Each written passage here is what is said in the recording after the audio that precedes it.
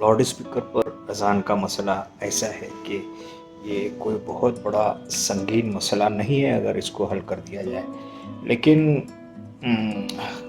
एक तरह से कौमी गफलत है और दूसरी तरफ पॉलिटिक्स है जो इस छोटे से मसले को बड़ा एक संगीन मसला बना देते हैं। मसला अज़ान का नहीं है, मसला लाउड स्पीकर के इस्तेमाल का है।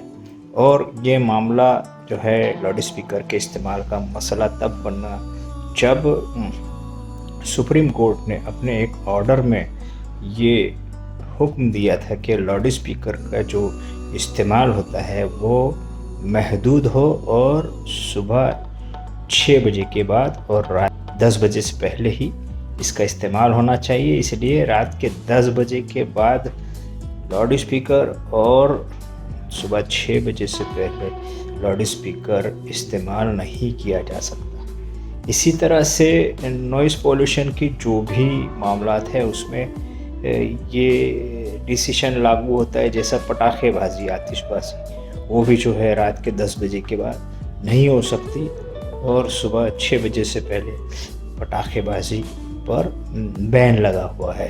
तो अगर ये देखा जाए तो फिर ये जो ऑर्डर है वो दिवाली और लाउड स्पीकर पर अज़ान दोनों को डिस्टर्ब करता है। अज़ान के मामले में भी जो है वो यह है कि सिर्फ फजर की नमाज की अज़ान जो है तो उसमें ये कुछ अरसे तक ये प्रॉब्लम आता है कि सुबह में फजर की अज़ान जो है वो जो 6 बजे से पहले होती है, तो ये ऑर्डर जो है वो प्रॉब्लम दे सकता है। बाकी 4 नमाज़ों के दौरान इसका कोई प्रॉब्लम जो है अज़ान पर नहीं हो सकता है, क्योंकि असल मसला लाउड स्पीकर है, अज़ान नहीं है।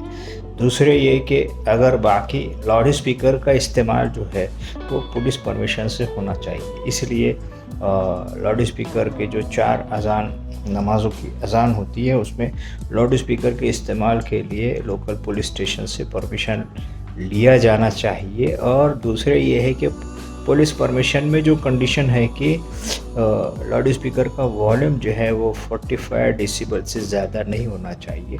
ये कंडीशन से अगर इसको फुलफ़िल करते हैं तो 4 अज़ानों में कोई मसला नहीं है। सिर्फ फजर की नमाज में के लिए जो अज़ान होती है लाउड स्पीकर पे उसका मसला है, और इस मसले को भी हिकमत से सॉल्व किया जा सकता है। वो इस तरह के फजर की नमाज में वैसे भी हार्डली 2% मुसलमान जो है नमाज़ पढ़ते हैं, और 2% मुसलमान जो है जो नमाजी हैं वो वैसे भी उड़ जाते हैं। सुबह में उनकी आदत होती है सुबह में उड़ जाए। और आज के जो लाउड स्पीकर की बजाय अब मोबाइल फ़ोन है, व्हाट्सअप है, सोशल मीडिया है, वो भी एक नया जो है टेक्नोलॉजिकल इनोवेशन है। तो इसको जो है हम इस्तेमाल कर सकते हैं और सुबह की अज़ान जो है वो मोबाइल फ़ोन पर व्हाट्सएप के ज़रिए जो है वो नशर की जा सकती है, ब्रॉडकास्ट की जा सकती है।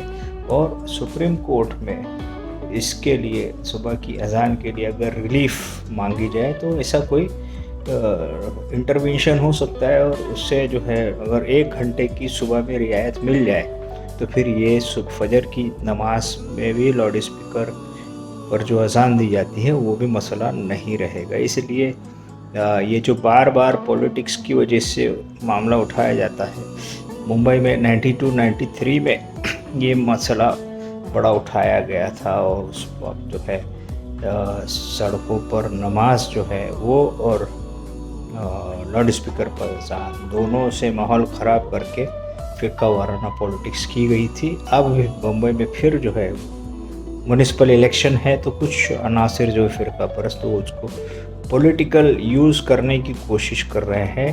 तो ऐसे मामलात के लिए हम 25-30 साल सोते रहे, हमने इस पर कुछ हिकमत अमली से काम नहीं लिया और ऑर्गेनाइज़ नहीं किया कि जब ये मसला आए तो क्या किया जाए, और अब फिर जो है इस मामले को छेड़ा गया है। तो इसके लिए हिकमत अमली और संजीदगी से इस मसले को حل کرنا چاہیے، اور یہ مدعا صحیح کیا ہے غلط کیا ہے اس کو بھی ہم سمجھ لیں، اور پھر اس کے مطابق جذباتی ہونے کے بجائے انتہائی احتیاط اور حکمت کے ساتھ غیر جذباتی طور پر اس معاملے کو ہمیشہ کے لیے حل کر دیا جائے۔